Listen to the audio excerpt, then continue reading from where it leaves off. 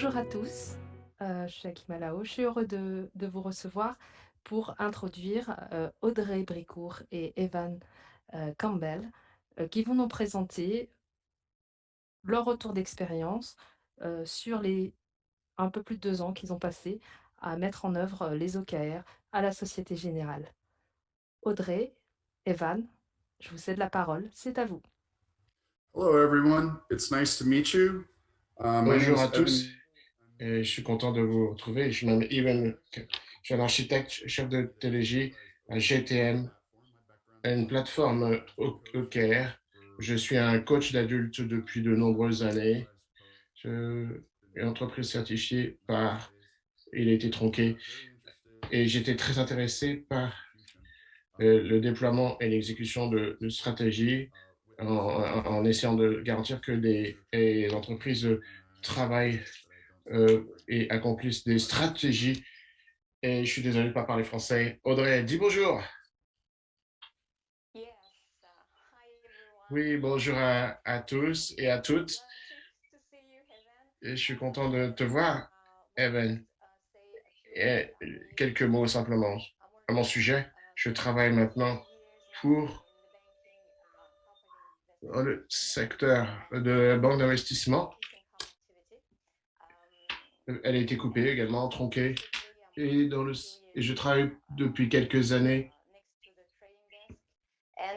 au bureau formation et depuis 2018, nous avons décidé de mettre en part l'organisation par objectif et résultats clés OKR.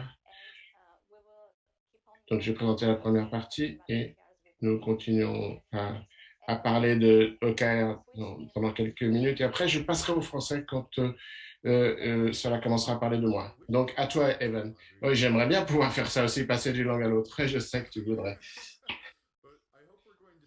J'espère que tu lui raconter une belle histoire, un petit peu de théorie sur l'adaptation des stratégies à partir des OKR. Je vais parler d'abord de ce que c'est qu'une stratégie adaptative et la mettre en contexte. Audrey vous parlera une très intéressante histoire sur le leadership et sur le périple que la Société Générale a parcouru pour mettre en œuvre les OKR, un périple qui n'est pas terminé d'ailleurs, une histoire qui n'est pas terminée. Je reviendrai ensuite dans une troisième partie sur des techniques tout à fait précises que les organisations pourraient recourir avec les OKR pour améliorer leur efficacité, surtout pour dépasser des défis d'alignement et de coordination de travail typiques pour les grandes organisations. Donc, commençons. Partie 1, de quoi s'agit-il? Stratégie adaptative. Donc, les OKR sont un moyen pour atteindre une fin, donc une méthodologie de stratégie pour déployer une stratégie et pour exécuter cette stratégie. Donc, c'est la même compréhension, la même ligne d'idées quand on parle de stratégie adaptative pour obtenir un avantage compétitif et pour la résilience. On ne peut plus dire que son affaire est tellement protégée ou réglementée qu'ils sont immunisés contre l'incertitude ou le trouble après la COVID-19. Tout le monde a été perturbé. Donc, je n'ai pas besoin d'argumenter là-dessus pour dire que nos affaires peuvent être vulnérables aux perturbations. Donc, il faut être capable de sentir, de nous adapter et de réaligner, de réajuster notre stratégie rapidement pour répondre à ces perturbations. Et sinon, la stratégie perd de sa valeur. Donc, pour être clair, le processus de stratégie possède 3 parties. Le développement de la stratégie, qui est la définition de la stratégie pour la compagnie au niveau direction, mission, valeur, objectif. Elles peuvent être ensuite.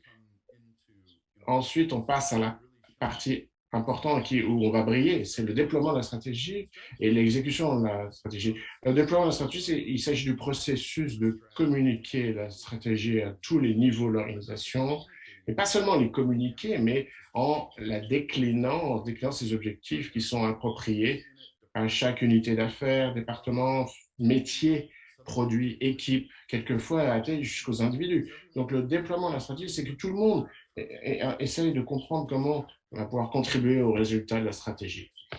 L'exécution de la stratégie, quant à elle, c'est le processus de suivre le travail quotidien pour être sûr que les tâches accomplies par les gens effectivement permettent d'atteindre les objectifs stratégiques que l'entreprise s'est défini et a comme priorité. Le problème de l'évanescence de la stratégie, c'est que plus il faut communiquer et descendre, plus grande est la probabilité que la stratégie ne va pas marcher parce que le message va souffrir des distorsions et les gens travaillent sur autre chose. Ou alors l'exécution de la stratégie, le travail va être décalé, va dériver vers autre chose. Donc, l'organisation de l'exécution de stratégie découvre que quelquefois le travail va dans une direction erronée. Donc, les forces qui amplifient l'évanescence de la stratégie ou son obsolescence, décentralisation, télétravail, et les groupes de travail ad hoc ou hybrides, des freelances, des travailleurs en freelance ou des organisations verticales qui deviennent horizontales. Et les conséquences de l'obsolescence de la stratégie, donc il y a moins de réponses, on arrive à des déchets, de l'inefficacité, une basse productivité. Pourquoi les organisations sont mauvaises pour déployer et exécuter leur stratégie? La compartimentalisation, euh, l'esprit de silo, donc finance, vente, produit, tout le monde, mais la valeur est produite de façon horizontale et pas verticale. Nos silos, nos isolements sont des forteresses imprenables de l'optimisation locale. Les silos, les organisations en départements, fonctions, métiers construisent leurs propres objectifs et ignorent les objectifs de la grande organisation. Mais l'ère industrielle est finie, c'est fini. Maintenant, on déconstruit la hiérarchie verticale en plusieurs couches. Ce n'est plus utile pour des réponses rapides et une organisation de forte performance basée sur les connaissances. Donc, au lieu de travailler verticalement de haut en bas, il vaut mieux créer des réseaux de salariés qui collaborent transversalement avec les consommateurs, Donc, le succès commercial en économie numérique, c'est de rendre efficaces les salariés de la connaissance. Donc, c'est important dans les affaires aujourd'hui. Selon Deloitte et Gallup, 39% des employés sont motivés, engagés, 52% veulent être engagés parce que un déploiement inefficace de la stratégie, ils ne savent pas ce qu'ils sont censés faire. Ils essayent, ils rament vraiment, mais ils ne savent pas dans quelle direction ramer. Donc peut-être qu'ils vont se déployer jusqu'à taper dans une pierre. Et il y a seulement il y a 19% qui lancent des cocktails Molotov dans l'entreprise ou qui essayent de détruire la productivité de l'organisation. Donc, le fonctionnement par objectifs et résultats clés peuvent fonctionner grâce à résoudre ces problèmes par les superpuissances. L'autonomisation et la responsabilisation produisent la motivation et l'implication. La productivité, c'est juste la quantité de travail que l'on accomplit. Il faut également l'efficacité. La productivité plus l'alignement et la concentration produit l'efficacité de l'organisation et ça maximise la compétitivité et l'innovation et l'ambition. À ajouter au mix permet une meilleure compétitivité. Donc, alignement, cela ne ruisselle pas, cela influe en département, entre fonctions, dans toute direction du réseau. Donc, dans la troisième partie, je parlerai de nouveau de techniques spécifiques pour améliorer l'alignement collatéral et horizontal pour un développement effectif de la stratégie. Maintenant, je passe la parole à Audrey qui va nous parler de la mise en œuvre de tout cela au sein de la Société Générale. Oui, merci Evan. J'espère que tout le monde m'entend bien. Et comme je l'ai dit, je passer au français à partir de... Alors, on va rentrer dans le vif du sujet maintenant. L'idée, c'est de vous présenter le cas pratique à la SocGen, de voir pourquoi nous nous sommes intéressés aux OKR et comment nous les avons implémentés. Donc, vous verrez, il y a énormément d'éléments qui vont faire écho à ce que Evan vient juste de vous présenter. Alors, globalement, pourquoi? En fait, ça fait référence à ce que j'ai entendu d'ailleurs depuis ce matin dans de nombreuses sessions, c'est l'impact du changement effectivement dans nos sociétés et donc dans nos entreprises qui nous poussent vraiment à nous réinventer et forcément à nous intéresser à des nouveaux modes de fonctionnement. Il fut un temps, c'était l'agilité. Aujourd'hui, ce sont les OKR. Ensuite, on va dire qu'effectivement, le changement a toujours été parmi nous, j'ai envie de dire. Moi, en tout cas, et ça n'engage que moi, je le trouve en tout cas plus soudain et en tout cas plus fréquent. Et malheureusement, on constatait qu'on avait encore trop souvent tendance à le subir, et parfois par faute d'anticipation, peut-être aussi parce qu'on l'a anticipé, mais on n'avait pas les moyens suffisants pour y faire face. Et c'est dommage parce qu'on sait que le changement apporte parfois un lot de contraintes, mais il apporte aussi des opportunités. Et pour les saisir, ces opportunités, je pense vraiment que les OKR ont un rôle à jouer là-dessus. J'irai même un peu plus loin, parce que c'est aussi une suite assez naturelle qu'on a eue, nous, à la SocGen. C'est pour moi le combo gagnant pour avoir une organisation efficace et performante. C'est l'alliance entre l'agilité et les OKR. L'agilité, pour moi, c'est ce qui va vous permettre, on va dire, d'avoir une plus forte capacité d'adaptation face justement à tous les changements qui peuvent survenir. Dans mon domaine, ça peut être une réglementation. Pour tout le monde, ça peut être une crise sanitaire. Ça peut être énormément de choses. Derrière, je dirais que pour pouvoir se réorganiser plus facilement, l'agilité nous a fortement aidés. Et ensuite, vous avez les OKR. Et les OKR, pour moi, c'est un peu, vous savez, vous êtes sur une route, mais bon, on ne sait jamais, il pourrait y avoir des sorties de route justement, et vous pourrez perdre les directions à prendre. Et les OKR vont vous permettre de mettre des panneaux comme ça tout au long de la route pour vous assurer que vous êtes dans la bonne direction. Et surtout, moi, je trouve que les OKR vous permettent de vous assurer que vous allez investir les efforts de vos collaborateurs, de vos équipes, ou même votre propre effort, j'ai envie de dire, sur ce qui fera la différence, sur ce qui va générer de la performance. Tout à l'heure, Evan a montré dans une de ses slides une phrase qui résume bien les OKR, je trouve, en 3 mots, tout est dit, c'est « measure what matters », mesurer ce qui compte, ce qui est important. Et je pense que dans nos domaines d'activité qui sont très compétitifs, c'est forcément important de faire la différence. Donc ça, c'est le premier élément, on comprend, voilà, qui est en lien avec le changement. La deuxième raison, je dirais, c'était une volonté à la SocGen de s'extirper de la gestion des sujets plus ou moins à long terme, vous savez, qui est dans un mode un peu avec la roadmap annuelle. Voilà, cette fameuse roadmap qui devient souvent une black box, où on ne sait plus trop exactement où on est, où on va, et se rappeler l'enjeu. C'est important parce que, vous le savez sûrement, on ne motive pas quelqu'un après 2 ans comme au premier jour. C'est difficile. Et pour les engager et les garder motivés, c'est important déjà que tout le monde partage l'enjeu final, partage vraiment quel est l'objectif, parce qu'ils seront du coup plus engagés, donc plus motivés. Mais aussi, c'est important, je pense, de ramener un objectif long terme à aujourd'hui, au présent. Et c'est ce que les OKR vous permettent de faire. C'est-à-dire qu'avec les OKR, vous allez devoir vous dire qu'est-ce que je dois faire aujourd'hui pour atteindre un objectif de plus long terme. Ce n'est pas forcément évident, hein, mais il faut pouvoir prendre ce recul-là et factualiser les choses et se donner des éléments de mesure. Ça va vous permettre de valoriser votre travail. J'aime beaucoup le petit dessin des bonhommes qui paddlent comme ça sur leur bateau et qui s'essoufflent un peu aussi, hein, à force. Parfois, on a l'impression de donner beaucoup, de faire beaucoup d'efforts, mais de ne pas être reconnu parce qu'on n'a pas pu matérialiser l'investissement fourni parce qu'on n'avait pas l'élément de mesure qui allait en face pour montrer, voyez ce que j'ai fait, voyez les efforts que j'ai fait. Donc pour moi, tout ça, les OKR, c'est vraiment gagnant-gagnant à la fois pour le collaborateur qui est au plus près du terrain et aussi pour une direction, un management avec lequel vous avez besoin d'échanger, de restituer une progression, une vision, etc.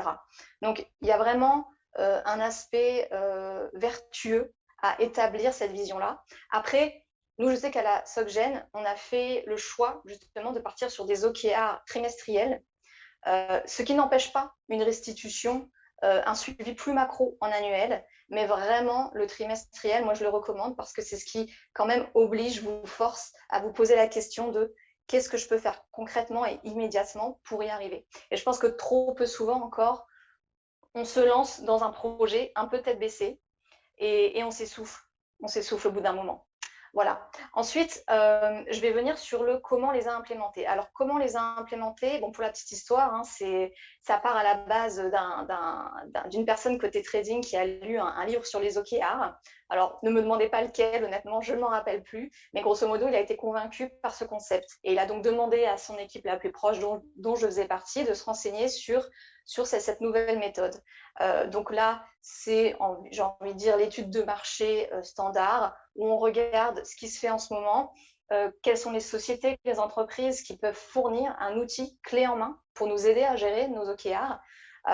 Et justement, à cette époque-là, on a shortlisté quelques candidats, dont GTME, et on a donc décidé de travailler avec GTME. À cette époque-là, on était en fin 2018. Et là, on s'est dit, OK, on va avancer comme ça, on va avancer avec cette entreprise qui nous fournit un outil, mais il va falloir convaincre. Il va falloir convaincre parce qu'au final, on a été sur une décision bottom-up. C'est-à-dire que ce n'est pas, j'ai envie de dire, le PDG qui a eu l'idée des OKR, qui en a parlé à ses généraux et qui ensuite l'a redescendu dans toutes ses équipes. Là, on est plus sur une décision, une initiative personnelle et donc qui vient d'un peu plus bas. Et donc, il faut aller voir et convaincre les différentes strates qui sont au-dessus. Et donc, on s'est dit, le meilleur moyen d'y arriver, c'est de faire un prototype, de faire un POC et de dire, voilà, on va faire l'exercice sur un asset, un périmètre restreint avec quelques utilisateurs, plus facile à coordonner au début. Et on va aller de bout en bout et on va le présenter à notre premier management direct. C'est ce qu'on a fait et on a pu avoir une validation. Ensuite, on a eu plusieurs phases de déploiement. La première phase, c'était tout simplement sur l'entité à laquelle je fais partie. Donc moi, côté front office, global markets, c'était donc de déployer ce concept d'OKR et l'outil aux membres de l'équipe. Ensuite, d'inclure les régions. Forcément, on est un groupe international, donc il faut forcément inclure les régions. Et donc, nous, c'était les US et l'Asie pour leur faire partager cette expérience. Ensuite, c'était d'ajouter les autres assets, toujours côté front office, mais par exemple equity, mais il y a d'autres équipes qui font partie du département Global Market à la SocGen. Et ensuite, c'était aussi d'aller chercher nos partenaires, c'est-à-dire vous sortez d'un premier silo, comme disait Evan tout à l'heure, vous avez le silo business, on va dire, et vous avez le silo pour les opérations, pour l'IT, pour l'analyse financière, etc. Et pour nous, c'était important vraiment de lever tous les obstacles, toutes les barrières et d'accueillir tout le monde comme ça assez facilement. J'insiste là-dessus parce que je pense que pour faciliter un déploiement, surtout sur des grosses organisations, c'est important d'être prêt à partager, de partager ça assez librement, ça facilite. Du coup, voilà, on s'est organisé de cette façon-là. On ne s'est pas arrêté à notre département. On a accueilli les autres qui s'intéressaient aussi aux OKR, mais qui savaient qu'on avait un produit déjà disponible et qui fonctionnait bien.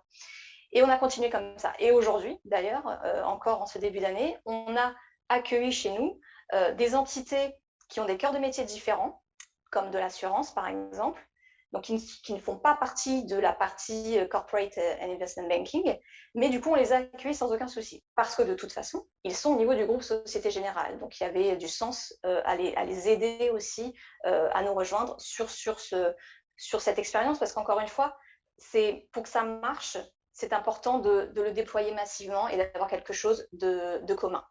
Voilà, je dirais quelques tips, peut-être quelques conseils pour aussi faciliter ce déploiement. Il faut avoir un référent OKR par département, par entité, parce que c'est comme ça que le message va pouvoir circuler et qu'il va y avoir une force de conviction. Il faut pouvoir se coordonner. Donc, moi, c'est ce qu'on a fait à la SocGen. On était 2 référents OKR au début. Maintenant, on doit être un petit peu moins d'une dizaine. Et on fonctionne comme une communauté et on partage sur ce qu'on souhaite faire pour essayer d'être le plus homogène possible. Et on fait aussi ce suivi régulier avec GTME notamment pour savoir est-ce qu'on voudrait faire évoluer l'outil par exemple, parce que normalement, quelle que soit l'entreprise avec laquelle vous serez amené à travailler, ils écoutent forcément le client et ils ont envie aussi de savoir ce dont vous avez besoin. Donc, c'est important d'avoir 2 créneaux, un avec votre partenaire externe et un en interne entre référents OKR. Voilà. Et bien sûr, mon dernier conseil, j'ose le dire, ne pas être trop politique, ne pas être trop protectionniste. Vous pouvez être fier d'avoir mis les OKR chez vous, mais surtout, ouvrez votre porte pour onboarder les copains, les camarades qui ne sont pas encore dans le train et qui ne demandent que ça.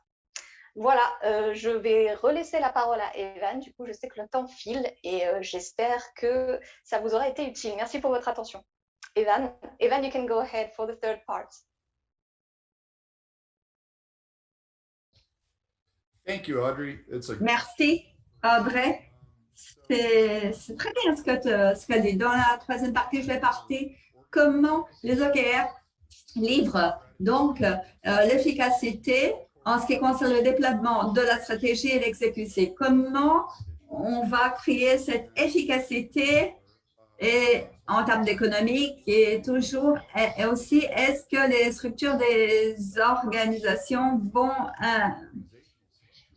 refléter quelque chose de spécifique, qu'est-ce que les compagnies peuvent utiliser pour parvenir à l'alignement et la coordination. Par exemple, la productivité est un produit de la motivation et de l'engagement.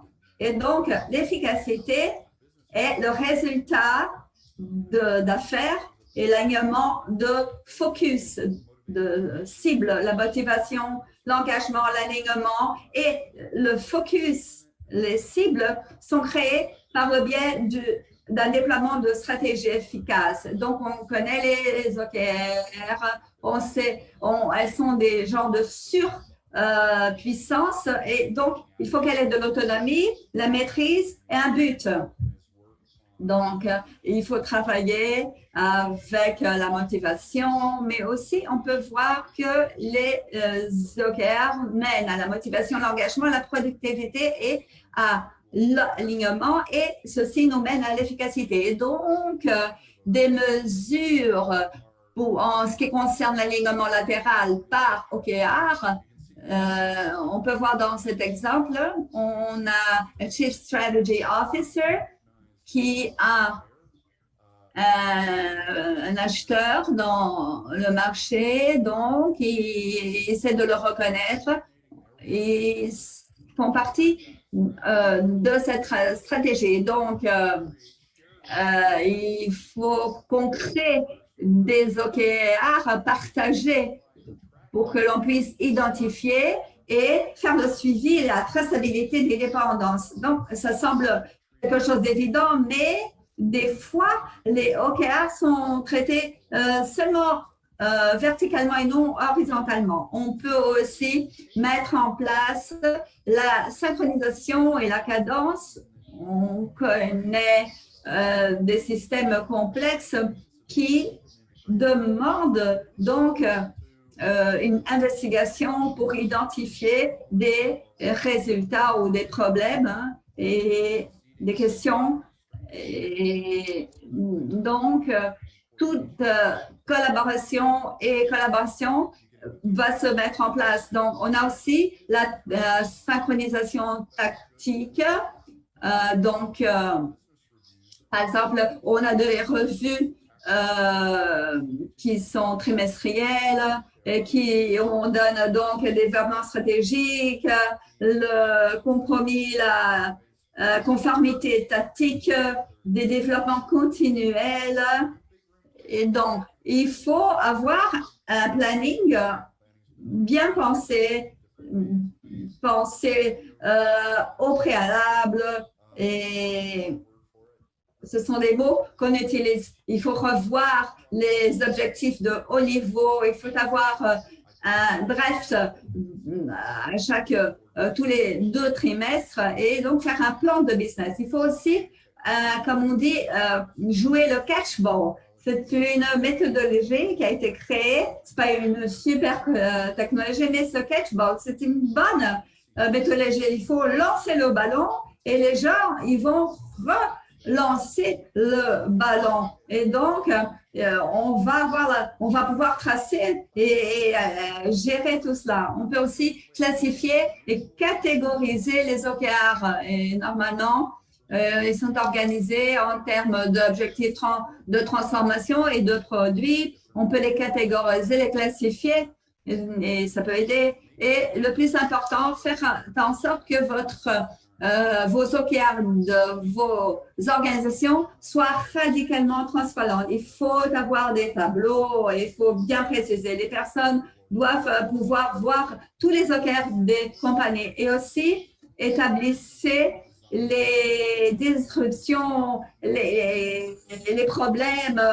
Donc, essayer d'aplatir la hiérarchie de la bureaucratie. Et tu es donc terminé avec tous ces silos. Et ça, c'est un point très enrage, mais c'est ce qu'on essaie de faire. Moi, je vous invite à vérifier mon évaluation de stratégie. Bon, voilà mes coordonnées, mon email. Si vous voulez, je serais ravie de partager d'autres idées avec vous. Merci. Merci Evan, merci Audrey. Il nous reste très peu de temps. On va quand même procéder à quelques questions. Si Issam veut bien me rejoindre pour m'accompagner et vous poser quelques questions. Bonjour. Ok, première question.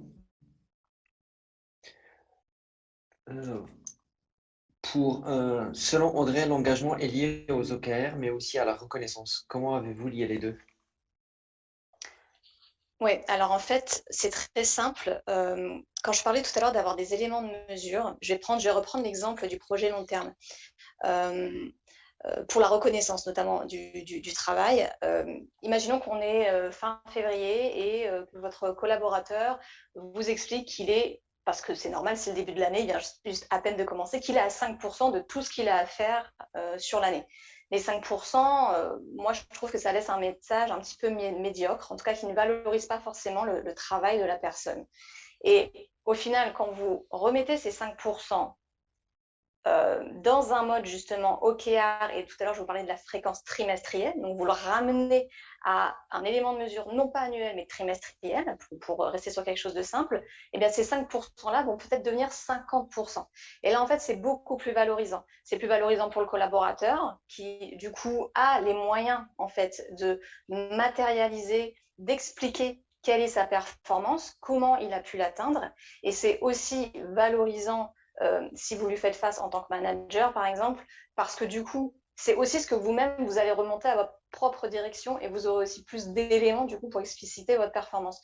Donc ça, je pars du principe que ça aide à reconnaître et à valoriser le travail des collaborateurs. Et l'engagement, il va de pair avec ça, mais je le répète aussi, avec le fait que vous leur avez bien explicité pourquoi vous voulez lancer ce projet. C'est important. On travaille trop souvent avec des personnes qui vous disent oui, je dois faire cette tâche-là, mais si vous lui demandez pourquoi, elle ne saura pas vous le dire. Et c'est pas comme ça qu'on engage aujourd'hui les gens. Pour les impliquer, il faut les embarquer directement dans le bateau avec vous pour éviter justement ce côté je paddle, mais je sais pas trop où je vais. Donc ça, c'est vraiment important, c'est de partager la vision. Et les OKR vous poussent à le faire parce que je le rappelle, hein, les OKR, ça se veut transparent et ça se veut partager une vision commune avec les différentes équipes, donc aussi avec l'alignement.